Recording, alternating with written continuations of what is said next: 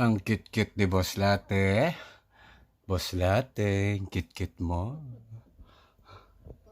What's up mga tol? This is Jhek, Brekerek. At maraming salamat sa pagbabalik nyo sa channel ko. Yes, sa channel ko. And shoutout sa Boss Latte. Nakasupport tayo sa kanyang grand live stream. So, bago lahat, intro!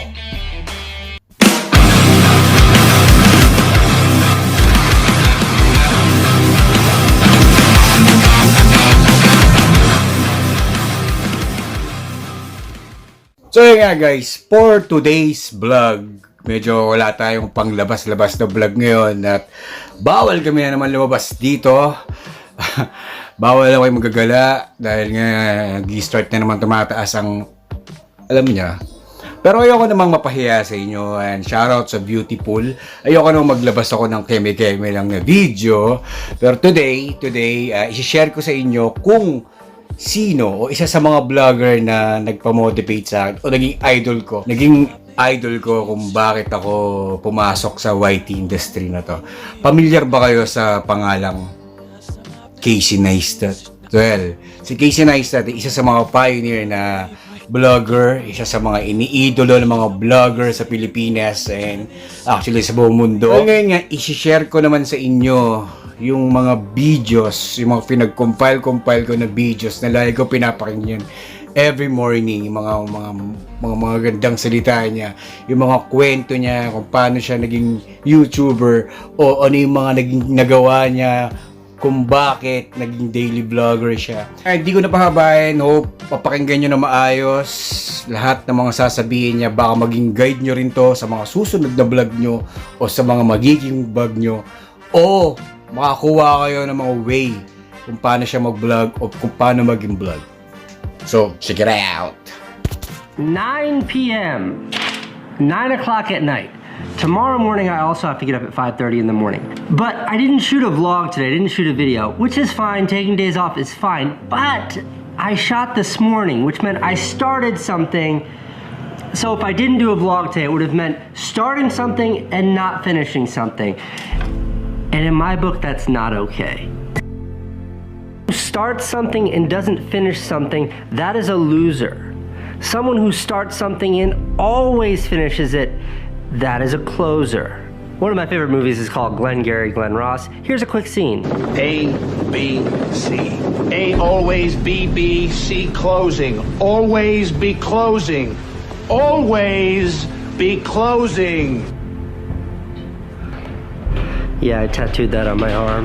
Last week I talked about that Voltaire quote, perfection is the enemy of good. And what that means is you can never let your desire for perfection prevent you from finishing something that's good. Because to finish something, even imperfectly, is to learn from it, and then you can move on and get closer to perfection. Everybody but the successful people fail to realize about any creative industry is that there is absolutely no defined path. There isn't one, so it's about paving your own path. And now for me, my path meant mainstream just didn't work, and new media did work. And for other people, it's entirely antithetical to that, where mainstream is exactly the right place for them. So there is no formula that's right or wrong. I'm just much better versed in my own, the trajectory that I follow myself, and that includes really running away from the establishment and into whatever the most forward-thinking space is. Focus. Focus is super underrated. Like, if you commit all that you are and all of your energy to one thing, you'll... Okay, this diagram, I took this from a book called, I don't know what it's called, but it goes like this. Alright, you can do 10 things to like the first degree, like this right here, and that's how well you'll do all 10 things. Or you can do one thing to the 10th degree right there, and look how much better you do that. So when it comes to focus, to put all of your energy into one thing is to do that one thing really well, to the best of your abilities, to take it all the way. And to scatter yourself means you're never actually accomplishing anything. You're just sort of chipping away at a bunch of nothingness. And this is true for work, this is true for like dating versus committing yourself to one person, friendship, everything. Like really focusing and investing yourself into something you're passionate about will always yield better results than scattering yourself around and spreading yourself thin. I don't have any sympathy for you. I've got a full-time job, 2 kids, baby, wife, house, bills, life, reality, and if I can find time to make some videos every day, then you can too. I know what high school was like. I did it for like a very short amount of time. If it's something you really want to do, you will find the time. 1 year of vlogging. Before I started vlogging, I had a YouTube channel for 5 years. And in those 5 years, I had a whole bunch of huge viral hits. Movies that got like 15, 16 million views. But my subscriber growth was anemic. The channel growth was anemic. Flat, like that. 5 years, 500,000 subscribers. Then I started uploading daily. And in 5 months, I had 500,000 more subscribers. That's 1 million subscribers. 5 years for the first 500,000, 5 months for the second 500,000. So I kept uploading. And 2 months later, I had another 500,000 subscribers. Now here I am, 1 year after doing daily uploads, and I've got 2.5 million subscribers. YouTube isn't Hollywood. I'm not Stanley Kubrick. You can't succeed here if you're uploading once a month. If you want to succeed here, you've got to show up for work every single day. That took me 5 years to learn. I didn't start daily vlogging to grow my YouTube channel. I did it as a way to kill all of those excuses I used that kept me from making more movies. Because at every single inflection point in my life, doing the work has always been the thing, has always been the catalyst that took me from where I am to where I wanted to be. Last night, I was at the gym, getting swole. I was listening to a guy named Dan Ariely, who's a behavioral economist. He was talking about why we work, and his entire sort of thesis was predicated on the idea that we work because we want to, not because we have to. It made me think about my YouTube channel and the fact that I've made like 600 videos in the last couple of years, and how much and all the things I don't get to do in life because I'm so focused on my work. The vast majority of the work that I do, including here on YouTube, I get paid for, but it definitely is not why I show up. I did it out of this like longing or hunger for accomplishment, or this idea of needing to complete something. The professor I was listening to, he equates it to like climbing a mountain, which is a perfectly... It's an appropriate analogy because I love climbing mountains. Look, here is a picture of me and my homie Graham at nearly 23,000 feet above sea level. My brother Van put that note in there right after we got back. So why would we climb mountains? I don't get paid to climb mountains. It's not fun. Do I look happy there? I'm not happy. I'm close to death right there. We climb mountains for the same reason that we work. It's because as human beings, you have this desire to do something, to complete something. Eh, ikaw, desire. Ano ba yung desire mo? Yung desire na yan, mananatiling desire yan, pag hindi ka gumalaw at hindi mo ginawa na action, yan desire na yan. Next! I should preface this answer by saying I definitely got made fun of a lot for the way that I look when I was in school, and all those bullies that picked on me are all losers now. So never forget that. People who judge others, especially people who judge others based on things like looks, on whether you're black or white, whether you're Jewish or you're Muslim, whether you are gay or straight, because of their body type, whether they're fat or skinny, whether you have pimples or whether you have a big butt. These judgmental people, their opinions don't matter because they don't matter. Judgmental people are of a lower moral authority than those who don't judge. And we, people who don't judge, we have a responsibility to crush, to destroy those mean, judgmental bullies. And we do that with an overwhelming positivity, and we do that with our extreme open-mindedness. And when you subscribe to those values, you really stop caring what other people think. Because chances are, if other people are judging you, they're wrong. Hunger is a very, very powerful motivator.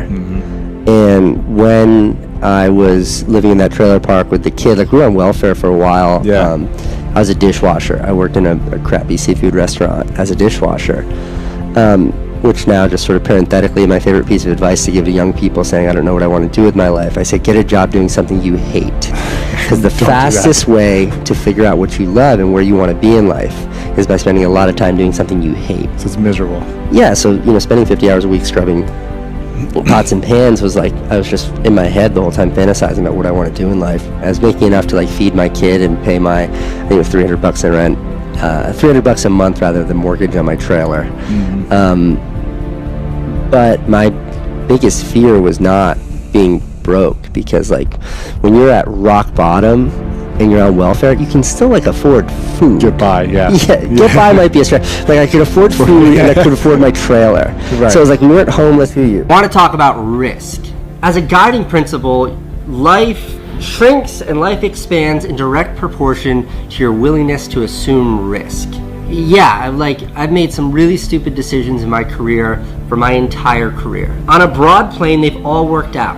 Every time I've quit my jobs, which I've done every time I've had a job, people that I trust most, the people that I love, all advised against it. My dad told me not to move to New York City because it was such a risk.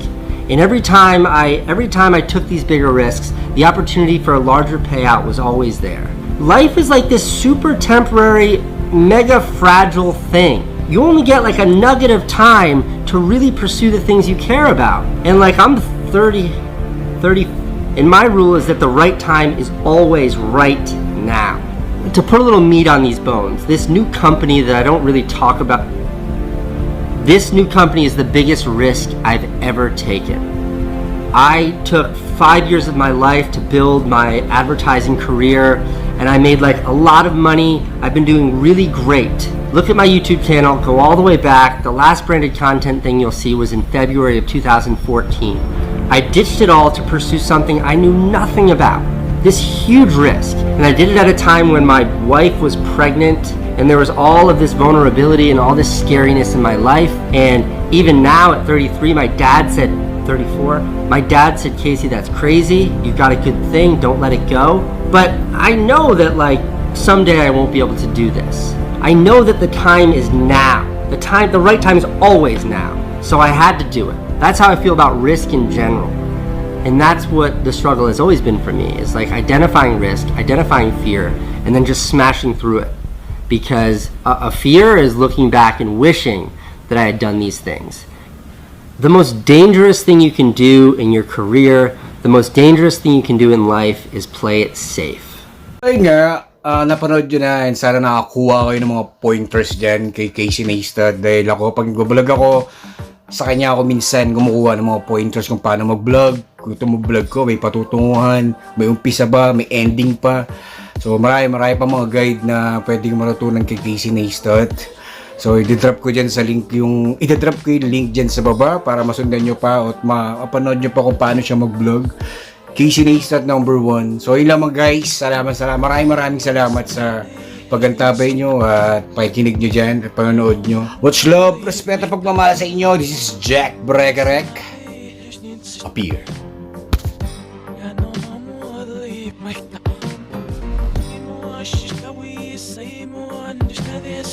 I'm